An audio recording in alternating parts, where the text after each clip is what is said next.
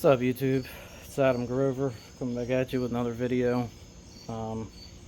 Starting to assemble the rear for the Capri. I just wanted to show you some stuff that I had that's going in it. And show you a little trick or two to putting this stuff together, because sometimes it can be a little bit of a pain, even though it's pretty cut and dry and simple. But if you've never done it and you're worried about doing it, or you're looking up a video on how to or something, then I'll go over a couple things in this one here, and which I'm not setting the gears up or nothing. This is more so just like basic stuff, seals, bearings, little things like that that are crucial and important. But we're gonna try to get the ring gear, or I'm sorry, we're gonna try to get the pinion gear in our housing. I think tonight, which I'm pretty close to getting that done already, so it shouldn't be really too long to do. So I'm going to go over what I have here, what I'm doing, so let's get in it. Alright, so you see a bunch of crap. That's my new ring gear right there. And before anybody says anything, oh, you got that stuff laying out on the ground like that, the gears, it's a brand new gear. I'll wipe the bottom of it, it'll be fine. The spool, you can see it's sitting on plastic with the bearings already pressed on. Definitely want to press when you do those. That thing went together so smooth. I didn't use no oil, I didn't put nothing on it, no grease, no nothing. I did it dry. I like doing them dry, even though oil's going to get up in there. It's oil getting between that race and what it's pressed onto is slim to none, because that's a pretty tight fit. Even though it goes together smooth and easy and nice, it's really not going to oil. The bearing's going to oil, but getting in between there isn't going to oil, and with that dry, it's going to lock that bearing, the bearing and the spool together better than it would if you put a little bit of lubricant on there. And more than likely, if you do put lubricant on it, it's just going to push the lubricant out through the back side, and then you're going to have like a film of oil in here. So, not a big deal, but it's just like a little thing that I like putting them together dry. That's how I do it. Same goes for the seal. I didn't put nothing on this seal. And what I did to install that seal, because these are a pain in the butt when you do these. They want to twist, and this is like putting a front main seal in on a 302 or something like that for the timing cover. They actually might even be the same seal. They're almost identical. But what I did for that was I took my old seal out with a flathead screwdriver and a mini sledgehammer, 4-pound sledgehammer, and just I got this lifted, and then I just walked the screwdriver around the seal and popped it right out. And then to install the new one, I put the new one up against it like this here, slid this over it. That way I'm beating the crap out of this old seal and not the new one. If you look at this seal, there isn't a scratch mark on it. It's beautiful.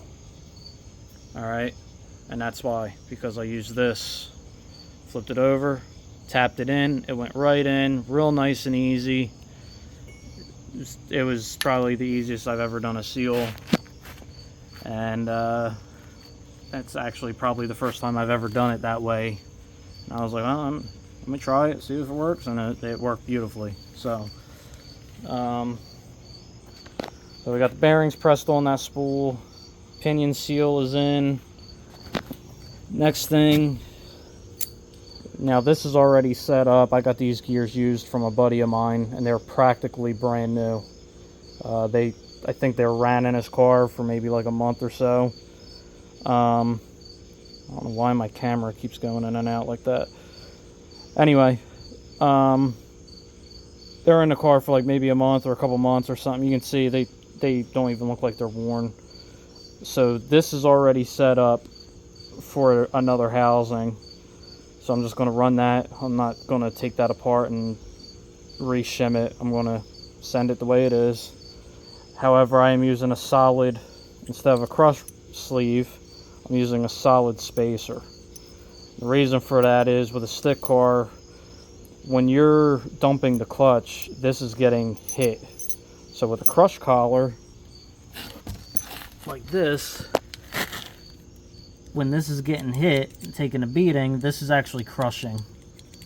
Every time you dump the clutch, this is gonna, it might be very minuscule, but this is getting hit every time that pinion goes to walk up and spins.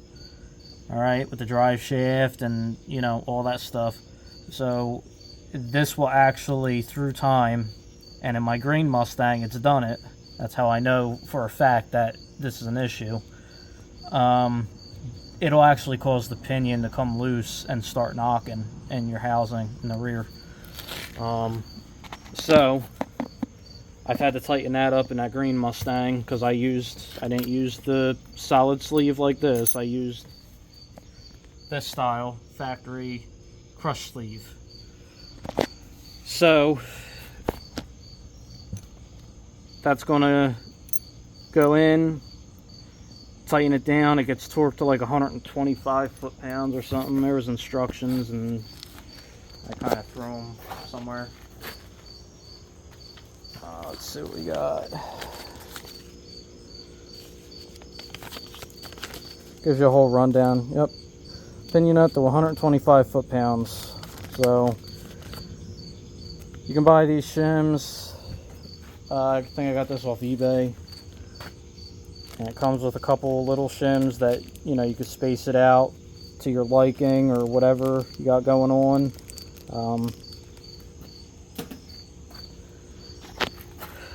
Then I got a shim kit here for the spool. The races are in here brand new. I like using Timken bearings. I don't use anything else. I just get the Timkens. That's what I use, and I've always used Timken. There's a lot of other companies out there, and honestly, they might all even be the same, but I've used Timken. Timken's got a good name, and, you know, they've been around for years. So that's my ugly housing. No, I did not weld the axle tubes on this rear. This is how I got it. I might actually go over what they did here because it's hideous, and I don't even know if they penetrated through the tubes, to be honest. I got to upgrade the bushings, so I'm going to have to walk them out. And I got to get a hardware kit for the ring gear. And I have to get main caps because the caps are missing. Which a lot of people make a big deal about the rear end caps and all that. But realistically, the way I look at it is, if you got this thing in there and it's locked with a cap on it, that bearing is riding in this, not in the caps. This shouldn't move. However, if the caps are either out of round, it could mess this up, you know. But I mean, this is pretty strong metal here. What those get torqued to, 80 pounds, 80 foot-pounds or whatever it is, 75. I don't really see it warping this to where it's going to lock the bearing in there and seize the bearing or anything like that. So I've had people, oh, you got to make sure they go on the right way. You got to make the horror stories. And for years I was worried about it and everything. And then it comes to a point where you have a rear like us sitting here and you let it sit for a week, because it's like, all right, I did that, let me order more parts and do the thing the next week. And then if you don't put the stuff back or you don't mark it, you know, half the time it goes together wrong, and sometimes you have failures. However, I've never had a failure with a center section and a rear as far as bearings go, ever. So, especially if you use a girdle and all that, which, do girdles work? They do. Are they a little overrated? Yes and no. But I like how they look. I like the idea behind the girdle, so that cap can't walk off. You know, it's the extra support. But I mean, I've seen really fast cars with factory diff covers on them and never have a problem. So I'm gonna try to sell these gears. They're 355s. That's what came out of this. I thought the guy said had 373s. Maybe I misunderstood him. Whatever. I'm gonna try to get like $100 or something out of those to fund the upper spherical bushings I want to put on this. And then I would like to get a girdle. I think they're like $80 for eBay one. Don't really need nothing special or crazy. And then just a hardware kit and a couple other, you know, the main caps for the differential. And then I do have axles. This is a 35 spline spool, 35 spline axles. They're under my carport at the moment, and I'm not grabbing them. They're C-clip eliminator, 35 spline, I think Moser. This is a strange spool. I bought the cheapest one, you know, that has a name brand. I don't trust eBay stuff when it comes to things like this that have to take power or abuse. Strange has been good. I know people that run them. Strange, Moser, can't beat that stuff. They're both great companies when it comes to, you know, their products. Their stuff lasts. It can take a beating. I actually got to pick up the brake stuff for this. I could use the stuff off the 7.5. However, that stuff's already messed up. I have to buy a lot of new stuff anyway. A buddy of mine, he has the stuff laying around. Told me $50 for the drums and all the crap and the backing plates. I'm going to grab all that stuff. I got to get hardware for the C-clip eliminators. So I'm going to have to write a list of everything I need and, you know, check it off. And then after I get this more so together, apart and together, I'll paint it, make it nice, and, you know, and then finish it and put it in the car. So hopefully we can get it together sooner than later, because I would like to actually drive my car. And I just noticed that the shock brackets are missing too off of this rear. Nice. That's beautiful. Another thing I gotta find. This is when you start getting to the point like, well, I could just put coilovers in the back of it and be done. Add a bar, because I think I have an 1 5/8" bar, and I have shock brackets, and I could put adjustable shocks right in the car. Cut the spare tire well out and basically almost mini tub the car at that point.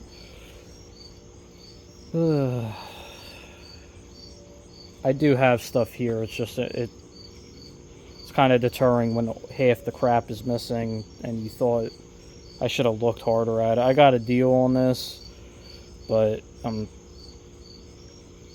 it gets you disgusted when you can't afford it. I wasn't really going to do this. Like I said in the last video, I wasn't at the point of where I wanted to put a rear in the car yet. It's just something I wanted to build slow, throw it in the garage, and kind of slowly work my way into, you know, take the car down to the track, have fun, show you guys what this thing was going to do.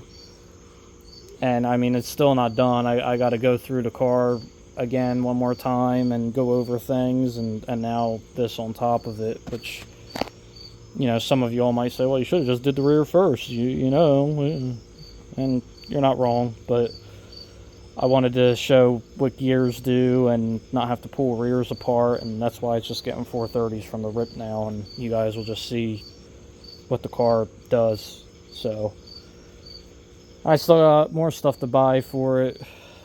Like I said, spark plug wires, I'd like to replace those because one of those is ripped. Those were actually my dad's wires, and I don't know how they got ripped, but one of them has a little tear in it, so I gotta order a set of wires. Go through the carburetors, both of them, the one that's on it now, the 650 and my 750, because I'd really like my 750 on it.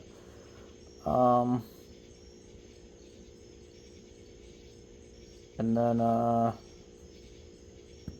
just go over a couple nuts and bolts on the car, and the shifter, I gotta get a bolt for that. It's stupid little things. It's just when things start piling up on top of what you have to do, it just gets a little deterring, especially like I said, when you can't afford it at the moment. So that's where I'm kind of at with it. So if I got some stuff for sale. If the stuff would sell, it wouldn't be that big of a deal, but right now it's been a bad year for selling some stuff. So odd thing to sell, it seems, this year. It's like the stuff you don't think is going to sell sells, and the stuff you do, it sits for sale forever. But name of the game, that's how it is. So this is where we're at. I'm going to try to get the Pinion in tonight, get it set. I am going to put like a little silicone on that Pinion flange, so that way it seals up good.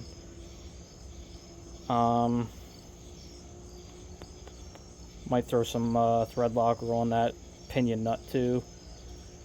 Get it torqued. I think I have some drive shaft bolts over there, so I'll put like 2 bolts in it. Use a long pry bar or screwdriver or something, and hold it against my leg while I torque it.